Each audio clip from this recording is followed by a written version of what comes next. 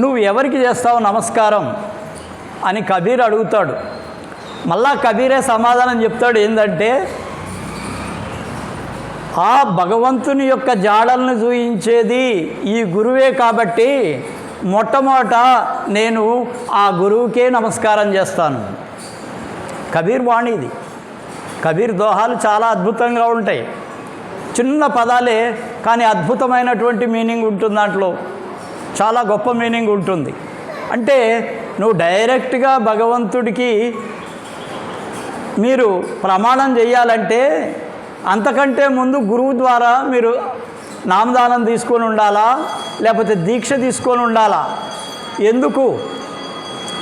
ఆ భగవంతుడే మానవ రూపంలోకి వచ్చినటువంటి రాముడుగా కృష్ణుడిగా ఉన్నప్పుడు రాముడికి వశిష్ఠుడు గురువు, కృష్ణుడికి సాందీపని గురువు.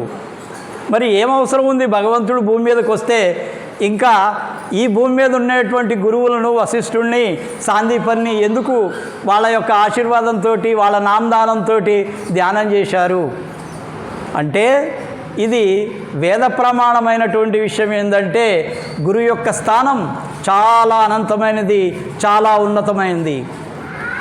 ఏ గురువు? ఎవరిని గురువు అంటారు? గురువు అంటే సదా ఆ భగవంతుని యొక్క ప్రకాశంలో శబ్దములో లీనమై ఉండేవాడే గురువు. ఏది ఆశించని వాడే గురువు. నిష్కామ కర్మం. ధ్యానం చేసేటప్పుడు కూడా ఒక విషయం గుర్తుపెట్టుకోండి, ఏ ఆలోచనలు లేకుండా ఆ స్థిరమైనటువంటి రూపం భూమధ్యంలో నిలుపుకోగలిగినప్పుడే అప్పుడు మీకు శబ్దాలు వినిపిస్తాయి. కానీ మిగిలిన సమయంలో ఎప్పుడు మీరు శబ్దాలు వినలేరు. ఎందుకంటే అనేకమైనటువంటి ఆలోచనలు, పూల్ ఆఫ్ థాట్స్ ఎప్పుడు మనల్ని వెంబడిస్తూనే ఉంటాయి. మనిషి అంటేనే మనస్సు, మనస్సు అంటేనే ప్రపంచం. ఈ ప్రపంచాన్ని ఆపాలి. ఆపినప్పుడే ఈ భూమధ్యంలో ఆ శబ్దాన్ని కానీ ప్రకాశాన్ని కానీ చూడగలుగుతారు, లేకపోతే చూడలేరు. ఇప్పుడు మన రాధాస్వామిలో మీరంతా కూడా ఏం చేస్తారు? గురువు ధ్యానం ఇచ్చిన తర్వాత, మీకు దీక్ష ఇచ్చిన తర్వాత మీకు నామదానం ఇచ్చేటప్పుడు ఒక విషయం చెప్తాడు. ఏం చెప్తాడు? అన్ని బహిర్ముఖంగా ఉండేటువంటి మీ యొక్క ఇంద్రియాలను మూయండి. ఏమి ఇంద్రియాలు మూయాలా? 2 కళ్ళు, 2 చెవులు, ఆ తర్వాత ఈ యొక్క ముక్కు రంధ్రాలు, అంటే ఈ శ్వాస నడుస్తుంటుంది కదా, దాంట్లో ఎక్కువగా మనం ఏది గ్రహణించాల్సిన అవసరం లేదు. మరియు కింది యొక్క ఇంద్రియాలు, ఇవన్నిటిని కూడా మూసి మనం గనక ధ్యానం చేయగలిగితే, ఈ అన్నిటిని కూడా మూసేసినప్పుడు మన మనస్సు స్థిరమైపోతుంది. ఆ స్థిరమైనటువంటి మనస్సుని మనం భూమధ్యంలోకి తీసుకురావాలి. అసలు ముఖ్యమైనది ఇదే. అసలు రాధాస్వామి అంటేనే అసలు ఎందుకు రాధాస్వామి ఏర్పడేది? ఇన్ని మతాలు, ఇన్ని కథలు, ఇన్ని ఉన్నాయి ప్రపంచంలో. హిందూ మతం ఉంది, ఇస్లాం ఉంది, క్రైస్తవం ఉంది, జైనం ఉంది, బౌద్ధం ఉంది, జరాతుష్ట్రా ఉంది. ఇట్లా రకరకాలైనటువంటి అనేకమైనటువంటి మతాలు ఉన్నాయి. 3000 మతాలు ఉన్నాయి అన్నట్టు ఒక రికార్డు ఉంది మొత్తం ప్రపంచం అంతా కూడా.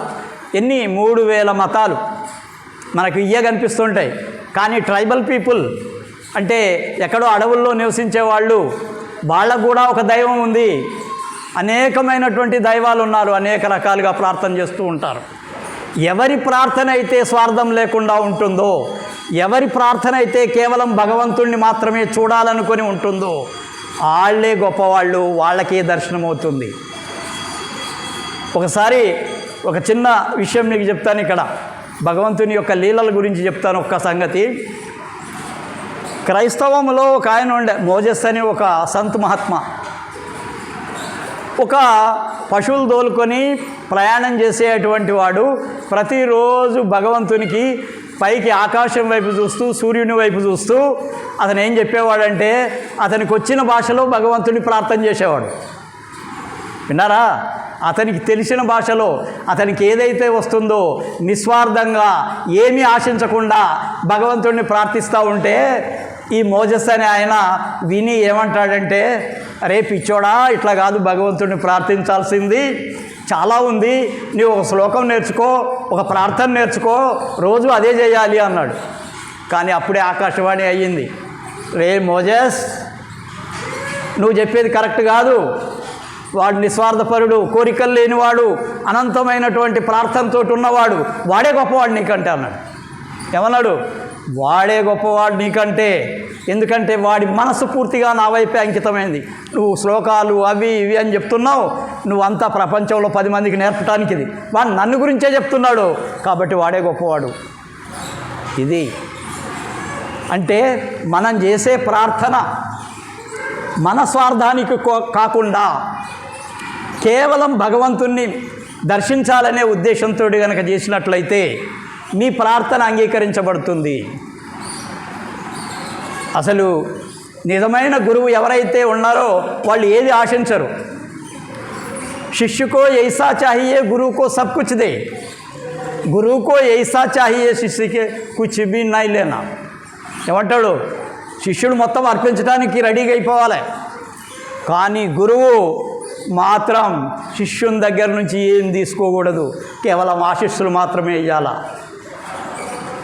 ఎప్పుడైతే గురువులో గనక స్వార్థం ఏర్పడుతుందో, గురువు ఎప్పుడైతే వేరే శిష్యుల దగ్గర నుంచి లాక్కోవాలని చూస్తాడో డబ్బులు, ఆయన ఎప్పుడూ నిజమైన గురువు కాదు. గురువు ఏది ఆశించడు, కేవలం తన శిష్యుడు కూడా తనలాగా ఆ స్థాయికి రావాలనే కోరుకునేవాడే నిజమైన గురువు. ఆనందరావు మహారాజు ఉండే మాకు నామదానం ఇచ్చిన గురువు ఆయన. చాలా గొప్ప సంత్ మహాత్మా, వీళ్ళందరికీ ఎవరికి తెలియదు, ప్రపంచానికి తక్కువ తెలుసు ఆయన గురించి, కానీ చాలా అద్భుతమైనటువంటి గురువు ఆయన, అద్భుతమైన గురువు. ఆ గురువు ఎన్నో వందల మందిని, వేల మందిని సంస్కరించాడు. మహారాజ్ చెప్తుండే, రెండింటిని సాధించాలన్నాయా మీరు, ఒకటి సంసారాన్ని, 2 పరమార్థాన్ని. సంసార और పదార్థ పరమార్థ ఈ జీతనా చాహియే. రెండింటిని గెలవాలంటే ఏం చేయాలి? ఒకటి, నువ్వు సంసారంతో ఉండి కూడా సాధించవచ్చు. ఎట్లా? సంసారం అనేదాన్ని, భార్య పిల్లల్ని అందరితోటి ప్రేమగా ఉండు, కానీ మనసు మాత్రం ఎక్కడ ఉండాలా? గురువు దగ్గర ఉండాలి, గురువు పాదాల దగ్గర ఉండాలా, గురువు చరణాల్లో పెట్టాలా, గురువు యొక్క ప్రకాశంలో పెట్టాలా, గురువు యొక్క శబ్దంలో పెట్టాలా. అప్పుడే పరమార్థాన్ని జయించడానికి వీలవుతుంది. పరమార్థాన్ని జయించడం అంటే ఏంది? నిన్ను నీవుగా తెలుసుకొనుట. దై యువర్ సెల్ఫ్. సోక్రటీస్ చెప్తాడు కదా, రమణ మహర్షి చెప్తాడు కదా, ఏం చెప్తారు? దై నో యువర్ సెల్ఫ్, నో దై యువర్ సెల్ఫ్ అంటే నీలో ఉండేటువంటిది ఏది ఉందో దాన్ని తెలుసుకోవయా. ఎప్పుడు వస్తుంది అది? ఎప్పుడు వస్తుంది అది అంటే, నీలో ఉండే కామ క్రోధ లోభ మోహాలన్నింటినీ కూడా త్యజించి, ఇప్పుడే చెప్పా, ఇవన్నిటినీ త్యజించి కేవలం గృహమధ్యంలో మనసు నిలపగలిగినట్లయితే, ఇవన్నిటినీ కూడా పక్కన పెట్టగలిగినట్లయితే, ఏదైతే మిగిలి ఉంటుందో అదే ఆనందం. సబ్ చోడ్నా చాహియే. ఎప్పుడైతే విడిచిపెడతావో అప్పుడు పొందగలుగుతావు. ఎప్పుడైతే పొందాలనుకుంటావో అన్నీ వచ్చి నీలోనే చేరిపోతాయి. వేర్ యు ఆర్ హోర్డింగ్ అంటే మీరు జమ చేయాలనుకుంటే అది నీకేం పనికిరాదు. నువ్వు ఇచ్చేయాలనుకుంటే అదే 10 రెట్లై నీ దగ్గరకు వస్తుంది, 100 రెట్లై నీ దగ్గరకు వచ్చేస్తుంది. హోర్డింగ్ ఈజ్ పాయిజన్ అంటున్నారా? దాచుకోవటం అనేది పాయిజన్, విషం. అది ఇచ్చేయటం అనేది నెక్టార్ అంటే అమృతం. వింటున్నారా? దేనేక హై. ఎప్పుడైతే నువ్వు ఇచ్చేయాలనుకుంటున్నావో 10 మందికి ఏమి ఇచ్చేయాలి? ఇక్కడ ఒక పెద్ద సమస్య. నీ దగ్గర ఉన్న డబ్బులని కాదు, నీ దగ్గర ఉండే సద్భావన, నీ దగ్గరుండే ధ్యానము, నీ దగ్గరుండే జ్ఞానము, ఇది 10 మందికి పంచుతూ ఉంటే నువ్వు చాలా పైకి ఎదిగిపోతావు. ఎప్పుడైతే సంకుచిత భావంతో నువ్వు అన్నీ జమ చేసుకొని నా దగ్గరే ఉండాలనుకుంటే నీకు అది పాయిజన్గా తయారవుతుంది. నిన్ను మనుషత్వం నుంచి పశుత్వం వైపు దిగజారుస్తుంది. కాబట్టి మనం బాగా ఆలోచించుకోవాలి. ఒక గురువు యొక్క ఆశీర్వాదం ఎట్లా ఉంటుందంటే, మీరు ఎటువంటి క్లిష్ట పరిస్థితుల్లో ఉన్నప్పటికీ కూడా ఒక్కసారి కనుక లోపలికి పోయి ఆ గురువుని మనస్ఫూర్తిగా గనక మీరు ప్రార్థన చేయగలిగితే అప్పుడు ఏదో విధంగా మీకు ఆ గురువు యొక్క సహాయం అందుతుంది. అయ్యా నాకు ఇంకా ఎవరు లేరు, ఉన్నది నువ్వు ఒక్కడివే, నాకెవ్వరి సహాయం అవసరం లేదు, నువ్వే నాకు సహాయం చేయాలి అని ఆర్తిగా దీనంగా గురువుని గనక ప్రార్థన చేసినట్లయితే నీ యొక్క బాధను తీర్చడానికి ఆయన ఒక్కడే సమర్థుడు, ఎవరు కాదు. ఫకీర్ చంద్ మహారాజ్ ఇట్లా చేస్తుండే. తనను ఎవరైతే పూర్తిగా నమ్మి విశ్వాసంలోకి వచ్చి ధ్యానం చేస్తూ ఉండే వాళ్ళకి ఎన్నో అద్భుతాలు చూపించాడు. దాతాదయాల్ మహర్షి శివవ్రతలాల్జీ మహారాజ్ ఎన్నో అద్భుతాలు చూపించాడు. స్వామీజీ మహారాజ్ జైమాల్ సింగ్కి ఎన్నో అద్భుతాలు చూపించాడు. జైమాల్ సింగ్ అంటే ఇప్పుడు బ్యాస్ సంఘంలో మొట్టమొదటి గురువు ఆయనే, జైమాల్ సింగ్. ఆ జైమాల్ సింగ్ ఎంత అద్భుతమైన శిష్యుడు అంటే ఈ పన్నీ గల్లీ ఆగ్రాలో స్వామీజీ మహారాజ్ ఉంటే ఆయనకి పాదసేవ చేస్తూ ఆయన యొక్క సేవలో ఉండిపోయేవాడు. ఆయన మిలిటరీలో పనిచేసేవాడు. మిలిటరీలో ఆ డేస్ అయిపోతాయి, లీవ్ పెట్టుకున్న డేట్స్ అయిపోతాయి, అయినా కానీ ఈయన వెళ్ళలేకపోతాడు, అక్కడనే ఉంటాడు. తర్వాత ఒక వారం రోజుల తర్వాత గురువు చెప్తాడు, అయ్యా నీ టైం అయిపోయింది, నువ్వు వెళ్ళిపో, అక్కడ వారం రోజులు అయిపోయింది అంటాడు. పోయి చూస్తే ఒక అద్భుతం జరుగుతుంది అక్కడ. ఈ వారం రోజులు కూడా ఆయన వచ్చినట్టు రికార్డు ఉంది ఆడ. ఆయన్ను చూశారు, ఆయన సంతకం చూపించారు. నేను రాలేదు అంటాడు.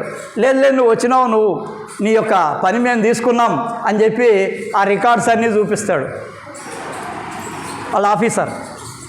అయితే దీన్ని బట్టి ఏమర్థమవుతుందంటే గురువును నమ్ముకున్నవాడు చెడిపోడు. గురువు ఏదో విధంగా అతన్ని సంస్కరించి ఆయన జీవితాన్ని బాగు చేస్తాడు. పనిష్మెంట్ అయ్యేది కూడా రిలీజ్ అయిపోయింది. పనిష్మెంట్ అవుతుందా? ఓసారి ఇట్లనే మన ఫకీర్ చంద్ మహారాజ్ దగ్గర ఒక ఆయన ఉండే, ఒక మిలిటరీ మ్యాన్. ఆయన పరమ భక్తుడు, జోగేందర్ సింగ్ ఏదో ఉంది పేరు, నాకు గుర్తురాటలు ఆయన. అయితే ఆయన మిలిటరీలో ఒక విధానం ఉండేది, ఎక్కడ నీళ్లు ఆహారము దొరకనప్పుడు వాళ్ళు బిస్కెట్లు ఇచ్చేది ఎవరికి, ఈ సైనికులకు. ఆ బిస్కెట్లు కనుక తింటే వారం రోజుల దాకా మంచినీళ్ళు అవసరం లేదు, తిండి అవసరం లేదు. ఒక్క బిస్కెట్ తింటే చాలు, చాలా గొప్ప. కానీ వాడు కొన్ని రోజుల వరకు ఏమి ఆకలి కాదు. అట్లాంటిది మహారాజ్కి ఏం చేశాడంటే అతను వచ్చి మహారాజ్ దగ్గర కూర్చొని పాదాలు ఒత్తుతూ ఆ బిస్కెట్లు ఇవ్వటం మొదలుపెట్టాడు. మొత్తం ఒక పాకెట్లో 10-12 బిస్కెట్లు ఉండే. ఈయన ఇస్తున్నాడు, ఆయన తింటున్నాడు, ఈయన ఇస్తున్నాడు, ఆయన తింటున్నాడు. ఒక్క బిస్కెట్ కంటే ఎక్కువ తింటే అతను బేహోష్ అయి పడిపోయి చచ్చిపోతారు. 2-3 బిస్కెట్లు తింటే అయిపోద్ది. ఆ పాకెట్ తిన్నా కానీ ఆయనకి ఏం కాలేదు. ఎవరికి? ఫకీర్ చంద్ మహారాజ్కి. ఎందుకు కాలేదు? అప్పుడు అన్నాడు, తర్వాత అన్నాడు, బేటా तू प्यार से मेरे को दिया, मैं खा लिया, लेकिन मैं कहाँ तक निभाते उधर तक उसकी ऊपर ही रख दिया, अंदर नहीं जाने दिया. అంటున్నావా కిషన్? ఏంటి ఏమన్నాడు? నాకు అన్ని బిస్కెట్లు తినిపించినావు కదా, నేను నా మోతాదు, మానవుడి యొక్క మోతాదు ఎంత ఉందో అంతవరకే నేను తీసుకున్నా, మిగిలింది కిందికి పోనీయలేదు నేను, అందుకే నేను సజీవంగా ఉన్నా. నీ బిస్కెట్లు నా మీద పనిచేయలేదు. ఇది గురువు తత్వం, ఇది గురువు యొక్క తత్వం. అయితే ఇక్కడ గురువు అనే ఆయన ఎల్లప్పుడూ మనల్ని కాపాడుతూనే ఉంటాడు. నిజమైన శిష్యుల్ని గురువు కాపాడుతూనే ఉంటాడు. గురువులు ఎట్లా అనంతమైనటువంటి శక్తిలో ఉంటారో వాళ్ళు మనకు అర్థం కాదు. ఒక ఆయన నాకు అమెరికాలో వర్జీనియా స్టేట్ నుంచి ఫోన్ చేశాడు. నా శిష్యుడే, వర్జీనియా స్టేట్లో ఉంటాడు. ఆయన చాలా దుఃఖమైన పరిస్థితిలో ఉన్నాడు. ఎట్లాంటి పరిస్థితులు అంటే అసలు అక్కడ పని చేస్తానా చెయ్యనా, నా పరిస్థితి ఏంది, చదువుకోవడానికి పోయాడు, పని కూడా చేస్తున్నాడు. ఎట్లా నా పరిస్థితి అనుకొని ఒకటే నా ఫోటో ముందు పెట్టుకుంటాడు, కారులో చూసుకుంటూ మహారాజ్ మహారాజ్ మహారాజ్ అనుకుంటూ పోతూ ఉంటాడు. ఆయనకప్పుడు రోజు 8 గంటల పని కంటే ఎక్కువ లేదు, సరిపోవటంలే డబ్బులు. ఆయన అనుకుంటూ పోతున్నాడు. ఎప్పుడైతే అక్కడ ఒక చౌరాస్తాలో సిగ్నల్ వచ్చిందో ఆ సిగ్నల్ కాడ దిగాడు. దిగేటప్పటికి ఆయన యొక్క అనుభవం చెప్తున్నాడు. ఇది నా స్టేట్మెంట్ కాదు, ఆయన స్టేట్మెంట్. మహారాజ్, మీరు నాకు ఎదురొచ్చారు వర్జీనియా స్టేట్లో, అమెరికాలో. మీరు నాకు ఆశీర్వాదం ఇచ్చారు. మీరు నాకు చెప్పారు, నువ్వు ఏం బాధపడకు నాయనా, నువ్వు పోయిన తర్వాత నీ ప్రాబ్లం సాల్వ్ అవుతుందని. అతను వెళ్ళి ఆఫీస్కి పోయేటప్పటికి ఒకటి రిజైన్ చేశాడు. ఈయన 8 గంటల నుంచి 12 గంటలు ఏమో వచ్చింది ఆయనకు జాబ్. అంటే అప్పటి వరకు 8 గంటలు చేసే ఆయన ఇప్పుడు 12 గంటల అవకాశం వచ్చేసింది. కాబట్టి అతనికి కావాల్సినటువంటి ఆదాయం అక్కడ దొరికింది. నేను పోయినానా? ఒకటే చెప్పండి, మై గయా అమెరికా. నేను ఇక్కడ షాందార్లోనే ఉంటాను కదా, మరి అది ఎట్లా జరిగింది? ఎట్లా జరుగుతుంది? ఒకటే మాట ఇక్కడ, అది జరగటానికి ఒక్క ఉదాహరణ. అతను నిజమైనటువంటి భక్తితోటి ప్రేమతోటి నన్ను పిలిచాడు. ఆ యొక్క భక్తి, విశ్వాసము, శ్రద్ధ ఏదైతే ఉందో అదే నా రూపంలో అక్కడ కనపడ్డది ఆయనకు. అంతే. ఆయనకు ఆశీర్వాదం ఇవ్వబడదే అక్కడ నిజంగానే జరిగింది. ఈ అద్భుతాలు జరుగుతాయి గురువుతో ఉన్నప్పుడు. నిజమైనటువంటి శిష్యులకు చాలామందికి ఇట్లాంటి అనుభవాలు అవుతున్నాయి, చాలామందికి జరిగినాయి. ఒక్క ఉదాహరణ ఇచ్చాం మీకు ఇట్లాంటి. అంటే గురువులో ఎప్పుడు కూడా ప్రకాశ శబ్దాల్లో కనుక ఉంటే there is demand, there is supply also. అంటున్నావా Kishan? There is demand, there is supply also. ప్రకృతిలో గుణం ఉంది. నువ్వు ఏదైతే కోరతావో బలంగా, చాలా విశ్వాసంతో, భక్తితోటి, ప్రేమతోటి ఎప్పుడైతే నువ్వు పిలుస్తావో అక్కడ ఏదో ఒక రూపంలో నీకు అది సప్లై అవుతుంది. ప్రకృతి ధర్మం ఇది. There is demand, there is supply also. కాబట్టి ఈ సప్లై ఏదైతే ఉందో ఇది ప్రకృతే చేస్తుంది, మనం చేయాల్సిన పని లేదు. అక్కడ నేను పోలేదు, నాకు తెలియదు, కానీ నా యొక్క రేడియేషన్ అక్కడ పనిచేసి ఆయనకు పని అయిపోయింది. ఇంకా ఒక విషయం చెప్తున్నాను. గురువు అంటే శిష్యులతోటి ఎట్లా ఉంటాడు? నేను సంగారెడ్డి జూనియర్ కాలేజీలో పనిచేసేటప్పుడు ఒక వింతైన అనుభవం అయింది నాకు. ఏందా అనుభవం అంటే, నేను ఇంగ్లీష్ లెక్చరర్ని, ఇంగ్లీష్ క్లాస్ చెప్తున్నా. ఒక అమ్మాయి అరుణ అని ఒక అమ్మాయి ఉంది, ఫస్ట్ ఇయర్ అమ్మాయి. అమ్మాయి నేను క్లాస్ చెప్తున్నప్పుడు కొద్దిగా డిస్టర్బ్ అయ్యి పక్కన అటు ఇటు చూస్తుంది. నేను ఆ అమ్మాయిని అడిగాను, స్టాండప్ అని, నిలబడమ్మా, ఏంటి ఎందుకు అటు ఇటు చూస్తున్నావు, క్లాస్ డిస్టర్బ్ చేస్తున్నావు ఎందుకు అన్న. నా సమస్యలు నాకేముంటే నువ్వేం సార్ అన్నది. ఏమన్నది? నా సమస్యలు నాకున్నాయి సార్, నువ్వేంది అడుగుతున్నావు నన్ను అంది. అన్నావు కిషన్, ఐసా బోల్తే స్టూడెంట్స్. కానీ ఒక 3 రోజుల వరకు నేను ఆమెతో మాట్లాడలేదు, ఆమె వైపు చూడలేదు క్లాసులో. 4వ రోజు వచ్చింది, కాళ్ళ మీద పడింది, కళ్ళెమ్మట నీళ్లు విపరీతంగా, ఇక ఏడుపు ఏడుపు ఏడుపు. అరుడా ఏడ్చి ఎందుకమ్మా ఏడుస్తావు, ఏమైంది నీకు? నేనేమన్నాను? మీరేమనలేదు మహారాజు, నేను తట్టుకోలేను, నా దుఃఖం, నా బాధ నేను చెప్పలేను అని ఏడుస్తుంది. సరే అమ్మా లే. ఆ తర్వాత ఆమె ఎట్లా తయారైందంటే, నా క్లాసుని మొత్తం కూడా ఎవరిని అల్లరి చేయకుండా చాలా భక్తితోటి ప్రేమతోటి నా క్లాసు విని, ఆ తర్వాత ఆమె పోస్ట్ గ్రాడ్యుయేషన్ హిందీలో చేసి చాలా మంచిగా సెటిల్ అయిపోయింది జీవితంలో.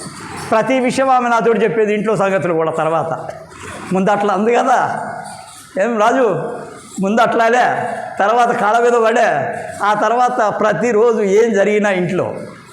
వాళ్ళ ఫాదర్ ఏదో లైబ్రరీ చేశారు, రాజిరెడ్డి ఏదో అని పేరు. ఆయన ఇంట్లో సమస్యలన్నీ తీసుకొచ్చి నాకు చెప్పేది, అన్ని విషయాలు చెప్తూ ఉండే. నేనన్నా ఎందుకమ్మా, నాకు చెప్తేనే తృప్తి మహారాజ్ సార్, నాకు ఏదైనా విషయం నీకు చెప్తేనే నాకు తృప్తి, లేకపోతే నేను తట్టుకోలేను అంటుండా. అంటే ఇట్లాంటి సంఘటనలు కూడా జరుగుతాయి, గురువులతోటి ఇట్లాంటి సంఘటనలు కూడా జరుగుతాయి.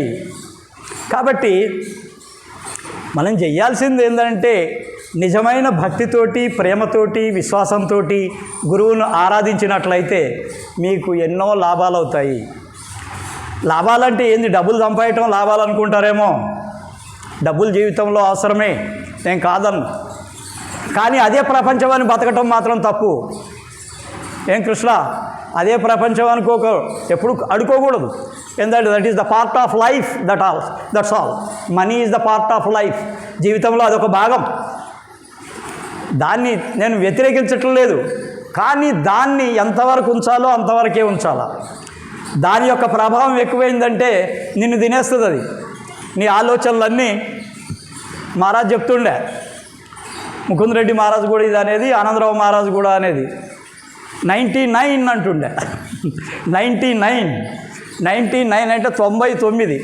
ఆ ఒక్కదానికోసం మొత్తం వాడి మనసంతా పాడు చేసుకుంటాడు. ఇప్పుడు వస్తుంది రూపాయి, ఎప్పుడు వస్తుంది, నా దగ్గర 100 ఎప్పుడు అవుతుంది, నా దగ్గర 1000 ఎప్పుడు అవుతుంది, నా దగ్గర 1,00,000 ఎప్పుడు అవుతుంది. ఇదే ఆలోచన. ఆ ఒక్కటి నీ మనసును పూర్తిగా ఏం చేస్తుంది, ప్రపంచంలో దింపేసి నీ యొక్క సాధన కిందకి చేస్తుంది. కాబట్టి సాధకుడు ఎప్పుడూ డబ్బులు అవసరమే, కానీ దాన్ని సరి అయిన రీతిలో ఖర్చు పెట్టుకోవటం నేర్చుకోవాలి. మేము మొట్టమొదటి జాబ్లోకి వచ్చినప్పుడు నా శాలరీ ఎంత ఉండా, ఒక 1000 రూపాయలు ఉంది. యాజ్ స్కూల్ అసిస్టెంట్ 1982లో 1982లో నా శాలరీ ఎంత ఉండే, ఒక 1000 రూపాయలు ఉండే. ఆ 1000 రూపాయలు అమ్మ నేను ఇద్దరం కూడా చాలా హ్యాపీగా జీవితం గడుపుతూ 800 మిగిలే, 200 ఖర్చు అయ్యాయి. వింటున్నారా? 800 మిగిలేయి, 200 ఖర్చు అయ్యాయి. ఆ తర్వాత నేను రిటైర్మెంట్ అప్పుడు నా శాలరీ 1,20,000. 1,20,000. కానీ నేను ఆ 1000 రూపాయల్లో ఉన్నంత ఆనందంగా, సుఖంగా నేను 1,20,000 రూపాయలు తీసుకున్నప్పుడు లేను. ఎందుకు? అప్పుడు చాలా కూడా ఎంతో కఠినమైన జీవితం ఉండేది నిజానికి. కొన్ని బాకీలు అవి ఇవి ఉండే, కానీ వాటిల్లోనే మేము ఆనందంగా జీవించాం. 1,20,000 వచ్చేటప్పటికి ఎట్లయిపోయింది, బ్యాంకుల్లో లోన్లు తీసుకోవడము, పిల్లల చదువులు, వాళ్ళ సెటిల్మెంట్స్, వీటితోటి అన్నీ కూడా అక్కడికక్కడే ఉంటుండే. అయితే ఇది ఏంటంటే మనం దాన్ని ఖర్చు పెట్టే విధానంలోనే ఉంటుంది జీవితంలో డబ్బు మనల్ని కొనేయకూడదు, డబ్బుల్ని అదుపులో ఉంచుకోవాలి. You control with the money. అవసరాలకు ఉపయోగించు, తప్పులేదు. ప్రపంచంలో బతకాలంటే డబ్బులే కావాలి. ఈ రోజున డబ్బులు లేకుండా ఎవడు బతకడు, ఒక సన్యాసి అయితే తప్పక. సన్యాసులైనా కానీ ఒకళ్ళ మీద ఆధారపడతారు. అందుకే మన దాంట్లో ఒక విధానం ఉంది. రాధాస్వామిలో ఒక విషయం ఎప్పుడు కూడా గుర్తుంచుకోవాలి మనం. రాధాస్వామి విధానంలో భీక్ నై మాంగనా, భిక్షమెత్తకు, ఆప్ కమాకి కావో, నువ్వు కష్టపడు, సంపాదించుకో, చెమటోడ్చు, వాటిల్లో నీ కుటుంబాన్ని పోషించు. ప్రతి రూపాయి కూడా విలువైంది. అప్పుడు దోపిడీ చేసే 1,00,000 రూపాయల కంటే కష్టపడి తీసుకునే రూపాయి చాలా గొప్పది అని నేను ఎన్నోసార్లు చెప్తున్నా. Hard work. పిల్లలకి ఈ రోజున ఏం చేస్తున్నారు తల్లిదండ్రులు, వాళ్ళు ఎంతో కష్టపడి 1,00,000 రూపాయలు సంపాదించుకొని ఆ పిల్లల్ని ఏం చేస్తున్నారు, లగ్జరీస్కి వదిలిపెట్టేస్తున్నారు. అరే నేను కష్టపడారా, నేను అసలు ఏం సంతోషపడలేదు, ఇగో ఈ 1000 రూపాయలు తీసుకుపో. వాడేం చేస్తాడు ఆ 1000 రూపాయలతోటి? వాడు కష్టపడలేదు కదా, అవి ఇష్టం వచ్చినట్టు ఖర్చు పెట్టేస్తాడు. కష్టంతో కూడినటువంటి సంపాదన నిలబడుతుంది. కష్టం లేకుండా వచ్చేటువంటి ప్రతి పైసా కూడా మన జీవితాలను, మన కుటుంబాలను నాశనం చేస్తుంది. ఇది గుర్తుపెట్టుకోండి ఎప్పుడైనా సరే. ఆప్ కమాకి కావో, దాంట్లో 1 రూపాయి దానం కూడా నువ్వు 1000 రూపాయల దానం కంటే ఎక్కువ.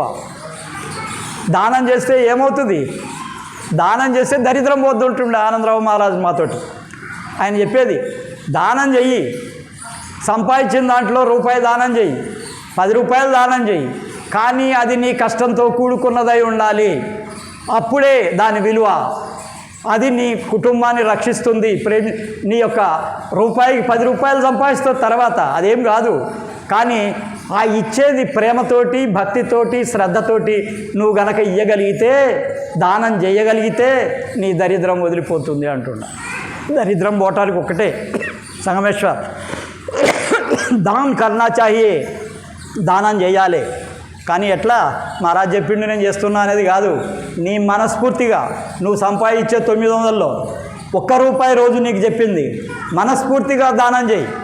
కొన్ని రోజుల్లో మార్పు వచ్చేస్తుంది. మహాత్ములు చెప్పే మాటలు ఊరకనే చెప్పలే మా గురువుగారిది. ఆనందరావు మహారాజు ఊరకనే ఏదో పై మాటలు కాదు, ఆయన చాలా అద్భుతమైనటువంటి ఆయన యొక్క ప్రవచనం. దాంట్లో ఆయన చెప్పినటువంటి విషయం ఈ వజ్రాలు అసలు ఆయన అంత వాల్యుబుల్గా చెప్పేవాడు ఈ విషయం. ప్రతి రూపాయి దానం చేస్తే అది 1000 రెట్లతోటి నీకు వస్తుంది. కానీ ఆ సంపాదన కష్టంతో కూడుకున్న, శ్రమతో కూడుకున్న దయ ఉండాలి. ఇప్పుడే నీకు, నీ కుటుంబానికి అది శాంతినిస్తుంది, ఆనందాన్ని ఇస్తుంది, నీ యొక్క ప్రగతికి దోహదమవుతుంది. కాబట్టి చెప్పేది ఏంటంటే, మనం ఎప్పుడూ కూడా ఇతరులను మోసం చేయకుండా బతకాలన్నాయా. ఎవరిని కూడా మోసం చేయొద్దు. నేనేదో భక్తి చేస్తున్నా, నేను మీకు ఏదో చేసి పెడతా, మీరు పెద్దవాళ్ళు అయిపోతారు అనేది ముఖ్యం కాదు ఇక్కడ. కానీ ఆ వచ్చేటువంటి భాష ఏదైతే ఉందో, మనసులో నుంచి వచ్చే భాష, అది గనక సత్యంతో కూడుకున్నదట్లయితే, సత్యంతో కూడుకున్నది అయినట్లయితే అది ఫలిస్తుంది. అది సత్యం లేకుండా మామూలుగా ఏదో గనక ఆశీర్వాదం ఇస్తే ఇవి కూడా సఫలం కావు. సత్యంతో కూడుకొని ఉన్నప్పుడు, ధ్యానం చేసినప్పుడు, ప్రకాశం శబ్దంలో లయమే ఉన్నప్పుడు మాత్రమే ఆశీర్వాదం ఫలిస్తుంది, లేకపోతే లేదు. ఈరోజు జన్మదినోత్సవం జరుపుకున్న సందర్భం ఇది. నా జన్మదినోత్సవం జరుపుకోవటానికి అంత ప్రత్యేకత ఏమీ లేదు నిజం చెప్పాలంటే. ఇదంతా కూడా నా గురువుకే చెందుతుంది, కానీ నాకేం చెందదు. నాకెవరైతే నామదానం ఇచ్చాడో, నన్ను ఎట్లా సవరిస్తూ పైకి తీసుకెళ్ళాడో ఆ గురువుకే చెందుతుంది, కానీ ఇది మరొకరికి చెందదు. నా ద్వారా ఆయన మాట్లాడతాడు అంతే. త్రూ మీ, నా ద్వారా ఆయన మాట్లాడతాడు. ఆయనదే భావజాలం అంతా, నాదేం కాదు. మా గురువుగారు ఆనందరావు మహారాజ్ గారు, ఆయన భావజాలం నాలో ఉండి అదే మాట్లాడుతుంది, కానీ నేనేం కాదు. ఒక్కోసారి అనుకుంటా ఇది మాట్లాడదామని, కానీ అక్కడికి వచ్చేటప్పటికి ఆ దారే చేంజ్ అయిపోతుంది, మళ్ళా ఇంకో రకంగా వెళ్ళిపోతుంది. కారణం ఏంది? ఆయన ధార నాలో ప్రవహిస్తూ నన్ను ఏ విధంగా ముందుకు తీసుకుపోవాలో, ఏ విధంగా నన్ను ఆ స్థాయిలో మాట్లాడాలో ఆయన కంట్రోల్ చేస్తూ ఉంటాడు, నేనేం చేయను. కాబట్టి నిజమైనటువంటి సత్సంగీయుల్లాగా, మానవత్వంతో కూడినటువంటి మానవుల్లాగా వ్యవహరించాల్సిన అవసరం ఎంతైనా ఉంది. ఫకీర్ చంద్ మహారాజ్ దీనికి మానవ మందిర్ అని పెట్టాడు పేరు.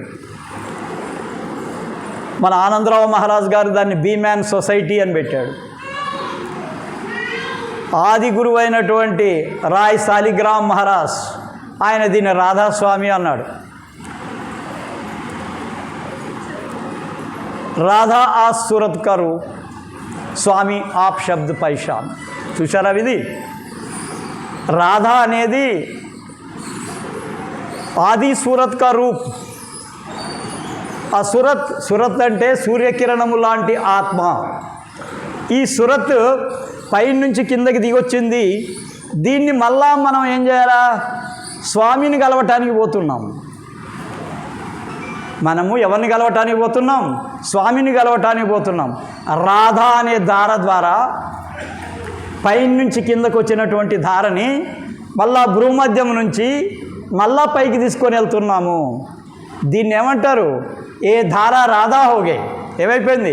అక్కడి నుంచి వచ్చినటువంటి ధార మళ్ళా ఉల్టా వెళ్తుంది కాబట్టి అది ఏమైపోతుంది? రాధ అయిపోయింది. ధార ఏమైంది? రాధ. ఈ రాధ ఎక్కడికి పోతుంది? పైన స్వామిని కలవడానికి. స్వామి అంటే ఎవరు? ఈ ప్రపంచాన్ని ఎవరైతే సృష్టించాడో ఆయన్ని కలవటానికి పోతుంది. ఈ ప్రయాణం ఏదైతే ఉందో దీన్ని సురత్ శబ్ది యోగా అంటారు. ఏమంటారు? సురత్ శబ్ది యోగా. సురత్ ఒక శబ్దం ఇక్కడ ధ్వనిస్తే, ఇక్కడ పుడితే, ఇక్కడ ప్రకాశం వెలువడితే ఇది పైకి వెళ్ళిపోతూ ఉంటుంది, వెళ్ళిపోతూ ఉంటుంది, వెళ్ళిపోతూ ఉంటుంది. అక్కడ స్వామి దగ్గరికి వెళ్ళడమే మన యొక్క జీవిత లక్ష్యం. రాధాస్వామి సత్సంగీల యొక్క ముఖ్యమైనటువంటి ఉద్దేశం ఔర్ ఏక్ జన్మ్ నై లేనా చాహియే. God generator, organiser and destructor. పుట్టించేవాడు, నడిపేవాడు, ఆఖరికి లయం చేసుకునేవాడు. ఈ 3 రూపాయలు మనం ఏమంటాం? బ్రహ్మ, విష్ణు, మహేశ్వరుడు. ఈ 3 గనక మనం ఈ 3 రూపాయలను గనక ఏకం చేయగలిగితే that become one. That is called oneness. ఏమన్నా Sachchidananda Reddy? These are 3 that unite with one and you have to reach that goal. ఈ 3టిని ఏకం చేసి చూడు. ఈ భూమధ్యంలో పైకి వెళ్ళాలి. అన్ని శక్తులు ఇక్కడనే ఉన్నాయి, త్రికూటిలోనే ఉన్నాయి. ఈ త్రికూటి నుంచి పైకి తీసుకెళ్ళాలి మనం. ఔర్ ఏక్ జన్మ్ నై లేనా చాహియే. ఇంకో జన్మ రాకుండా ఉండటం కోసమే రాధాస్వామి. కిస్కే లియే రాధాస్వామి? ఎవరి కోసమయ్యా అంటే అబల్ నిబల్ అజ్ఞాని లోగంకే లియే రాధాస్వామి. ఫకీర్ చంద్ మహారాజ్ ఎప్పుడు ఇదే చెప్పేవాడు. అయ్యా అజ్ఞానులు, అబలలు, ఏమీ తెలివిలేని వాళ్ళు, కష్టంలో ఉండేవాళ్ళు, వాళ్ళను ఉద్ధరించడం కోసమే రాధాస్వామి అనేవాడు. అబల్ నిబల్ ఔర్ అజ్ఞాని లోగం. మనం అనుకుంటాం, అబ్బో నేను ఎంఏ చదివినా, ఎంఎస్సీ చదివినా, నేను పిహెచ్డి చేసిన. For what? ఎందుకోసం? For the sake of your living hoods. నీ జీవితం కోసం, నువ్వు బతకటం కోసం ఈ డిగ్రీలు. మరి కబీర్ ఏం డిగ్రీలు చేసిండు? అన్పడ్ ఆయనే, అన్పడ్, చదువుకోనివాడు. ఒక్కొక్క దోహా తీసుకుంటే నువ్వు ఎవ్వరితోటి కూడా పోల్చలేవు. అనంతమైనటువంటి శక్తి గురించే మాట్లాడతాడు, అనంతమైనటువంటి ఆ పరమతత్వాన్ని గురించే మాట్లాడతాడు. కింది స్థాయిలో ఎప్పుడు మాట్లాడలేదు. ఒక్క కబీర్ మీదనే కొన్ని వేల మంది పిహెచ్డీలు సాధించారు. విన్నారా? చదువుకున్న వాళ్ళు ఒక కబీర్ దోహా మీద ఎంతోమంది పిహెచ్డీలు చేశారు. కబీర్, పరమ్ సంత్ కబీర్. ఎక్కడిదా శక్తి? కబీర్కి ఆ శక్తి ఎక్కడిది? అంతర్గతంగా సాధించిన శక్తి. భగవంతుడు తాను లయమైపోయినటువంటి శక్తి. Unite with God. There is no identity of himself. అతని యొక్క ఐడెంటిటీ లేదు, అతను లేడు. జబ్ మైతా తబ్ తూ నహీ, జబ్ తూ హై మై నహీ, ప్రేమ్ గలి అతి సంకరి, వా మై దోనా నహీ. అంటున్నారా? అక్కడ ఇద్దరు లేరు, ఒకళ్ళకే స్థానం. అది ఏకత్వం, అదే అద్వైతం, అదే మనం ప్రయాణించినటువంటి మార్గం. మన మార్గం అదే, అద్వైత మార్గమే. కబీర్ సాధించాడు. కాబట్టి ఆ పరమతత్వంలో లీనమై ఉండి వచ్చినటువంటి మాటలే కానీ అవి రాయబడి ఏదో మన పండితుడై రాయలేదు ఆయన. కబీర్ పండిత్ నై హోతా, కబీర్ సంత్ హై, మిస్టిక్ హై. ఏమంటున్నా? సచ్చిదానంద రెడ్డి సాబ్ ఈజ్ ద మిస్టిక్. మిస్టిక్ అంటే తెలుసు కదా, మహిమాన్వితుడు. ఆయన మహిమలు చెప్పలేం. ఆఖరికి కబీర్ చనిపోయిన తర్వాత కూడా ఆయన శవం కోసం హిందువులు ముస్లింలు కొట్లాడితే అక్కడ పోయి దాన్ని లేపితే పూలైపోయినాయి. అక్కడ కబీర్ లేడు. శరీర్ సే లుప్త్ హోగా. ఏమంటారు? కబీరు శరీరము ఏమైపోయింది? మాయమైపోయింది. కేవలం పువ్వులు మాత్రమే మిగిలినాయి. ఆ పువ్వులు కూడా చిరుసగం పంచుకున్నారు మళ్ళీ హిందువులు ముస్లింలు. అంటే దాంట్లో లయమై ఉండేవాళ్ళు, వాళ్ళు పరమతత్వంలో ఉన్నటువంటి వాళ్ళు ఎవరైతే ఉన్నారో వాళ్ళే సంత్ మహాత్మాలు. కాబట్టి మనం ఎప్పుడూ కూడా అది సాధించడానికే వచ్చాం కానీ మరి ఏదో సాధించడానికి కాదు. మన ప్రతి ఒక్క అడుగు, ప్రతి ఒక్క ఆలోచన, ప్రతి ఒక్క విధానం ఏమై ఉండాలా? ఆ భగవంతునితో ఎప్పుడు కలుస్తామా? ఆ చలనాలను ఎప్పుడు చూస్తామా? వాటిల్లో ఎప్పుడు లయమవుతామా? ఇదే ఆలోచనతో కనుక మనం ముందుకు పోవాలి. మనం ఆలోచన లేని స్థితిలోకి పోవాలి. ఇది చాలా గొప్ప విషయం. ఏంటంటే ఎప్పుడైతే మనసు చచ్చిపోతుందో భయపడిపోతాం. There is no mind. Mind లేనప్పుడు ఏముంటుంది? ఏమీ ఉండదు, అస్తిత్వం లేదు, నువ్వు లేవు, ఏమీ లేవు. క్రికెట్ చూస్తున్నారు, ఆనందంతో చూస్తూ ఉన్నారు, ఎవడో ఒకడు 6 కొట్టాడు గట్టిగా, మీ మనసు అక్కడ ఉండదు, యు ఆర్ హ్యాపీ ఫీలింగ్. ఏమైపోద్ది? అసలు మీరు ఎక్కడున్నారో మీకు తెలియదు, కేరింతలు కొడతారు. ఆ కేరింతలు కొట్టినప్పుడు ఆ క్షణకాలం ఏదైతే ఉందో అదే భగవంతుని యొక్క ఏ ఆలోచన లేనటువంటి స్థితి. There is no mind, there is no identity, there is no human being there is only one, that is happiness, that is ananda. అర్థమైందా? ఎంత అయింది టైం చూడు, టైం మనకి ఎంత అయింది? సరే ఈ విషయాలు మనం మనసులో పెట్టుకొని ఇది ఎప్పుడు అనుక్షణం చెప్పిన మాటలను ఆచరిస్తేనే గొప్ప. ఆచరించకపోతే అవి మాటలే ఉంటాయి, వర్డ్స్. దాహం అవుతుంది, మంచినీళ్ళు అంటే నీకు మంచినీళ్ళు అందవు. నువ్వు పోవాలా, మంచినీళ్ళు ఎక్కడున్నాయో ఆ గ్లాస్ దూరం తీసుకొని తాగాల. తాగిందే అనుభూతి. మంచినీళ్ళ గురించి ఎంత అరిచినా కానీ మంచినీళ్ళు నీ దగ్గరకు రావు. అంటే అనుభవించాలా. అనుభవం లేనటువంటి జ్ఞానం వ్యర్థం, అనుభవం లేనటువంటి ప్రవచనం వ్యర్థం. అనుభవంతో కూడుకున్నదే నిజమైనటువంటి సత్మహాత్మ యొక్క శక్తి. అక్కడ శక్తి అనంతమైన శక్తి, ఒకళ్ళ దగ్గర నుంచి రాదు, అది అనంతమైన. From the existence that will come, from the existence that will pull you, that existence give strength you, that existence remains you one of with it. Sachchidananda Reddy, are you able to understand my words? It is true. Okay, అందరికి కూడా రాధాస్వామి రాధాస్వామి రాధాస్వామి. మీరందరూ ఆ పరాతత్పుని యొక్క జ్ఞానంతో ముందుకు పోవాలని, ఆ పరాతత్పరుని యొక్క చరణాలు చేరుకోవాలని, మీ అందరి జీవితాలు సంతోషంగా ఆనందంగా గడవాలని ఈ జన్మదినోత్సవ సందర్భంలో మీకు నేను ఆశీర్వదిస్తున్నాను. రాధాస్వామి రాధాస్వామి రాధాస్వామి.